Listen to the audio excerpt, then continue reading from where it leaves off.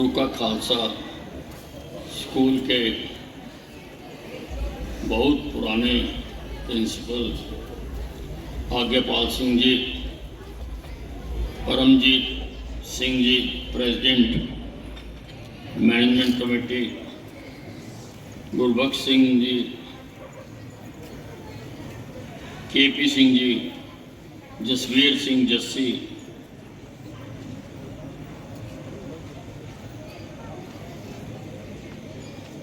Dimple ji, BS Bindra ji, Sudarshan Sehgal ji, उपस्थित आज के इस कार्यक्रम में सभी देवियों और सज्जनों और छोटे छोटे बच्चों,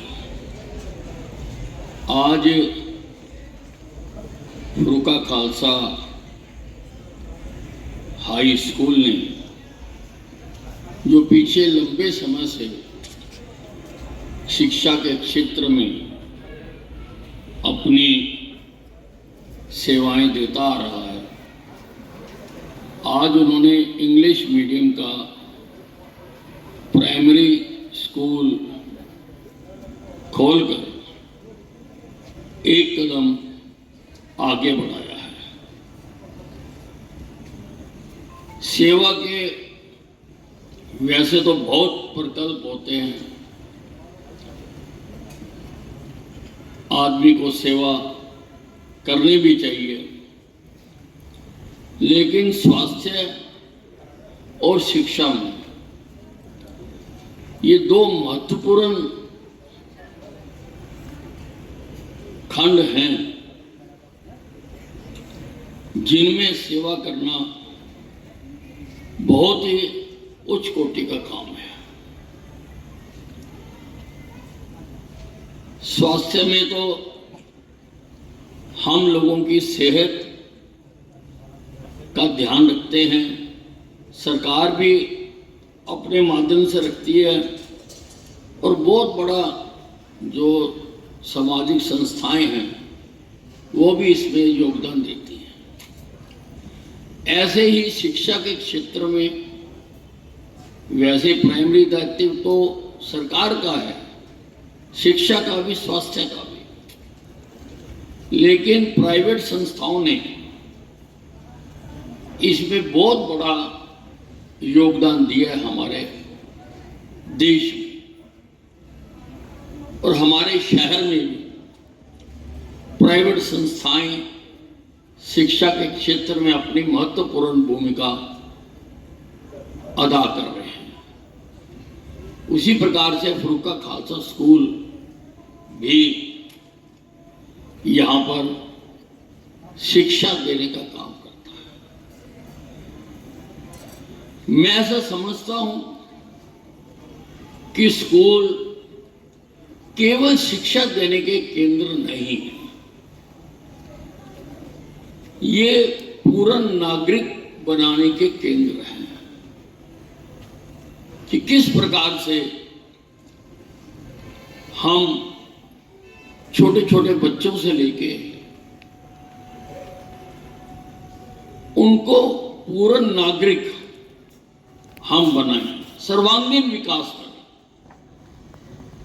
शिक्षा भी दें, अक्षर ज्ञान भी दें, उसके साथ साथ कल्चरल प्रोग्राम जैसे अभी दिखाए गए बहुत अच्छे ढंग के दिखाए गए। खेलों में भी आपने बताया कि फरूका खालसा स्कूल सबसे आगे रहता है, किसी से पीछे नहीं रहता। और भी अनेकों काम हैं जो बच्चों को सिखाए जाने चाहिए। हमारे साथ दरअसल बहुत बड़ा धोखा हुआ, क्योंकि हम गुलाम थे। हमारी नीतियां यहां नहीं बनती थी, लंदन में जाकर बनती थी। पहले हमारा शिक्षा का सिस्टम ऐसा नहीं था। पहले गुरुकुल चलते थे। गुरुकुल में शिक्षा के साथ साथ नैतिक शिक्षा दी जाती थी, धर्म और संस्कृति की शिक्षा दी जाती थी।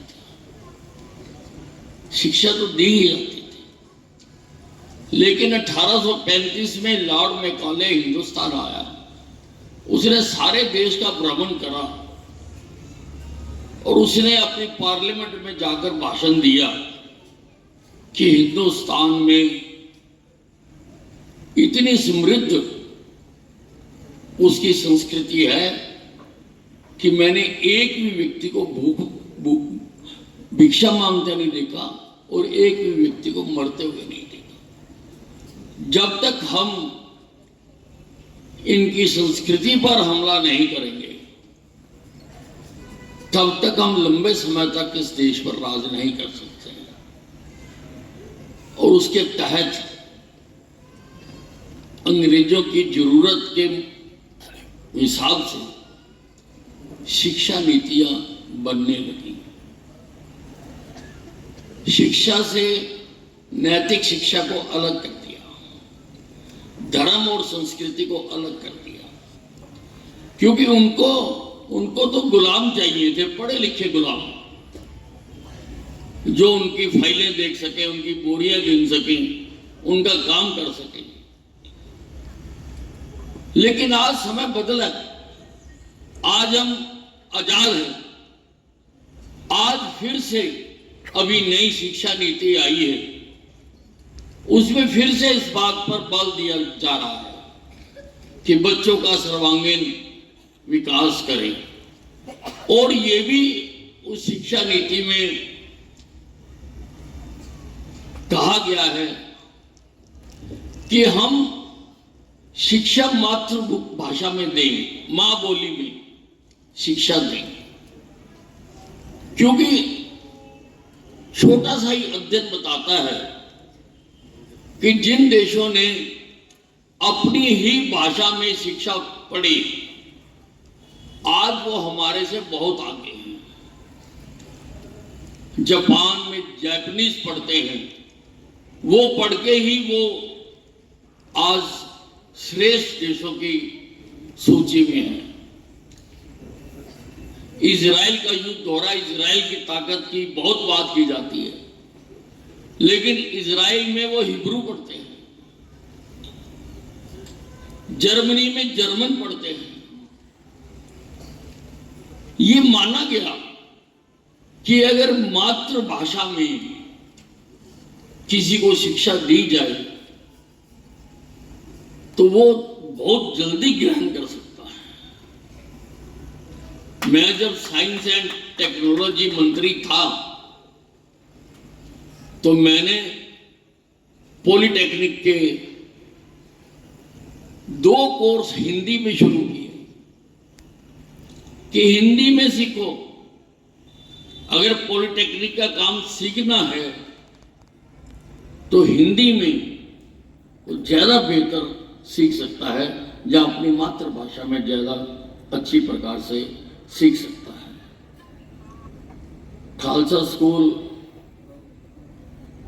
हमेशा से, मैं तो जब खुद बीडी स्कूल में पढ़ा करता था तो जब मैच हुआ करते तो उसमें छुट्टी हुआ करती थी और खालसा स्कूल अपनी विजय पताका फहराता था। सारे स्कूलों के टूर्नामेंट होते थे। खालसा स्कूल हर दृष्टि से, हर क्षेत्र में अग्रणी स्कूल है, बेहतर स्कूल है। लोगों की नजरों में इसके बारे में धारणा बहुत ठीक है, और जो असली काम है स्कूल का, आने वाले भारत के लिए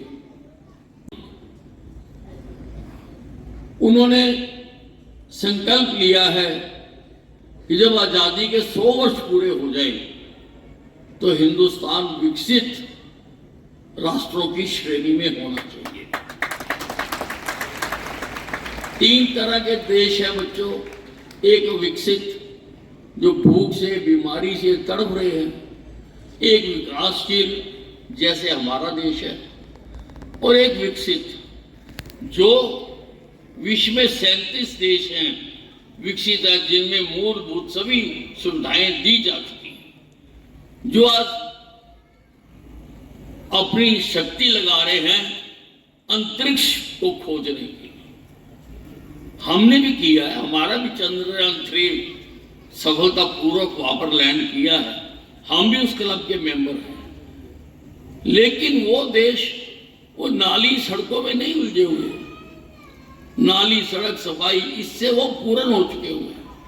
वो अन्य क्षेत्रों में अपनी ताकत लगा रहे हैं, अपनी एनर्जी लगा रहे हैं। तो मोदी जी का सपना साकार करने के लिए 2047 तक भारत को विकसित राष्ट्र बनाने के लिए हमें बेहतरीन नागरिकों की आवश्यकता है, और वो नागरिक आप हैं। आप हैं वो नागरिक जो अपनी शिक्षा पूर्ण करने के बाद भिन्न भिन्न क्षेत्रों में, हमें हर क्षेत्र में चाहिए, डॉक्टर चाहिए, इंजीनियर चाहिए, आईएएस चाहिए, और मैं तो कहूंगा कि पॉलिटिशियन भी चाहिए। बिना उसके भी प्रशासनिक व्यवस्था नहीं चल सकती। आज माँ बाप ये तो सोचते हैं कि मेरा बच्चा डॉक्टर बने, इंजीनियर बने, आईएएस बने, आईपीएस बने, पर